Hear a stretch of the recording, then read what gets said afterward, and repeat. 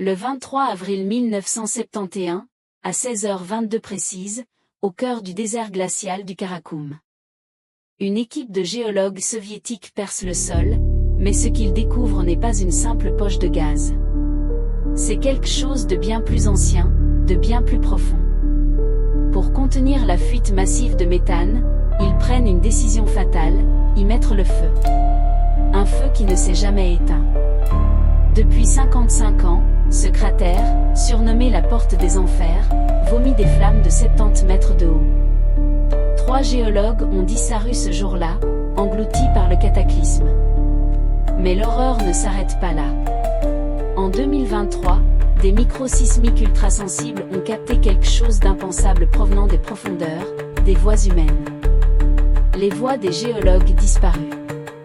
Bienvenue dans le mystère le plus brûlant de notre temps, l'énigme de Darvaza. Aujourd'hui, nous allons plonger au cœur de ce brasier éternel, grâce à des archives soviétiques récemment déclassifiées, des analyses scientifiques de pointe et une théorie psychologique qui pourrait tout remettre en question. Accrochez-vous, car la vérité est peut-être plus terrifiante que les flammes elles-mêmes. Remontons le temps. L'Union soviétique, en pleine guerre froide, a soif de ressources. Le désert du Karakoum, au Turkménistan, est une cible prioritaire. Le 23 avril 1971, l'équipe de forage atteint son objectif, mais le sol s'effondre sous leurs pieds, créant un cratère béant de près de 70 mètres de diamètre. Le méthane s'échappe à une vitesse vertigineuse, menaçant d'empoisonner toute la région. La décision est prise en quelques heures, il faut brûler le gaz. Les experts estiment alors que le feu s'éteindra en quelques semaines.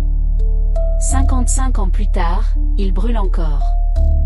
Les archives du KGB, déclassifiées en 2018, révèlent une histoire bien plus sombre. Le rapport initial mentionne explicitement la disparition soudaine et inexpliquée de 3 membres seniors de l'expédition, Mikhail Voronov, Ivan Kuznetsov et Anatoly Popov, quelques instants avant l'allumage du cratère. Des témoignages de soldats présents sur place décrivent une panique totale, des cris étouffés par le rugissement du gaz s'échappant de la terre. Officiellement, ils ont été victimes d'un accident.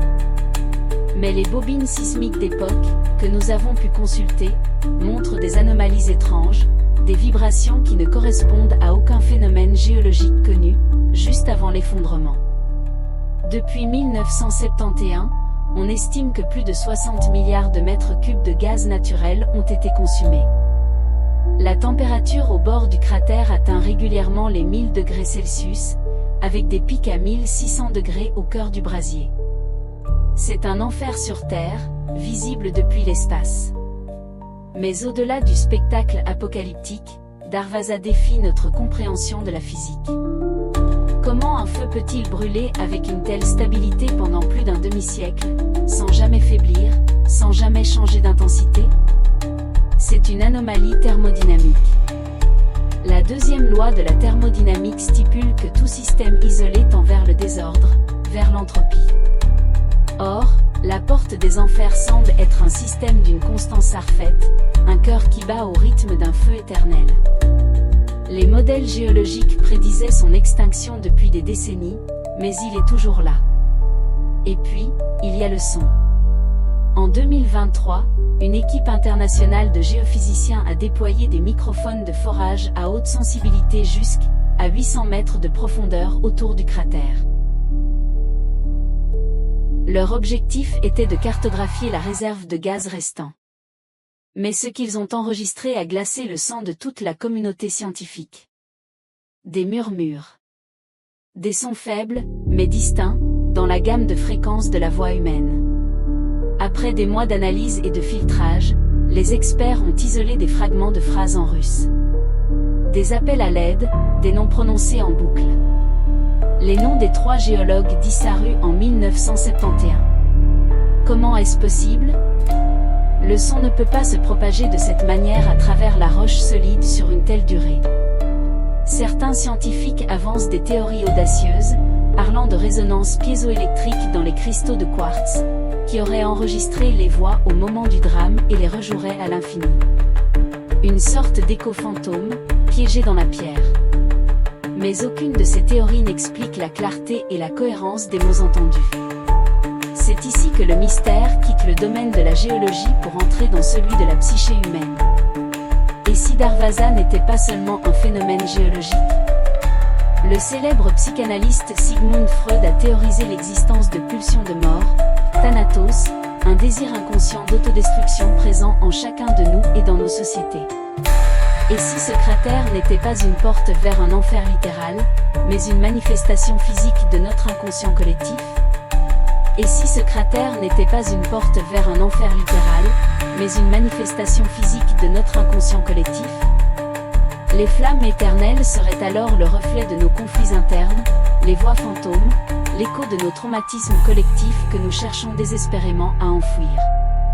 Cette porte ouverte en 1971 n'est peut-être pas seulement une curiosité géologique. C'est un miroir.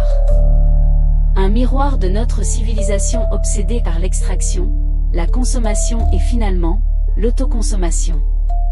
Nous avons ouvert une brèche et nous n'arrivons plus à la refermer. Les voix de Darvaza ne seraient alors pas seulement celles de 3 géologues perdus, mais la voix de l'humanité elle-même, murmurant depuis les abîmes de sa propre création. Le feu continue de brûler, alimenté non seulement par le méthane, mais peut-être aussi par notre propre fascination pour le chaos. La question n'est donc plus de savoir ce qui se trouve au fond de ce cratère. La vraie question est, et si cette porte ne menait pas vers le bas, mais vers l'intérieur de nous-mêmes?